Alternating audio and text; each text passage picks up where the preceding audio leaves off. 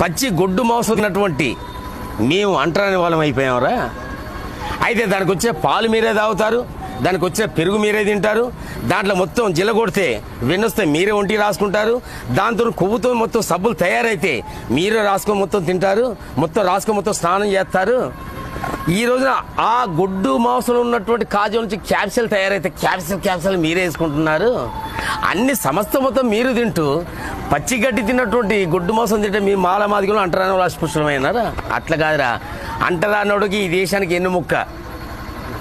ఆ ఎన్నుముక్క ఏమని చెప్పంటే, రే ఎద్దు కూర తిన్నోడే ఎంతో ముద్దుగున్నాడే, ఎద్దు కూర తిన్నోడే ఎంతో ముద్దుగున్నాడే, ముద్దా పప్పు శాకాహారి బుద్ధిహీనుడైనాడే, ఎద్దు కూర తిన్నోడే ఎంతో ముద్దుగున్నాడే, ఎద్దు కూర తిన్నోడే ఎంతో ముద్దుగున్నాడే, ఎద్దు కూర తిన్నోడే ఎరుఫులైను చేశాడు, ఎద్దు కూర తిన్నోడే బొగ్గు బాయి తవ్వాడు, ఎద్దు కూర తిన్నోడే రైలును కనిపెట్టాడు, ఎద్దు కూర తిన్నోడే ఆనకట్టగట్టాడు, ముద్దా పప్పు శాకాహారి కులాన్ని కనుగొన్నాడు, ఎద్దు కూర తిన్నోడే ఎంతో ముద్దుగున్నాడే, ఎద్దు కూర తిన్నోడే ఎంతో ముద్దుగున్నాడే.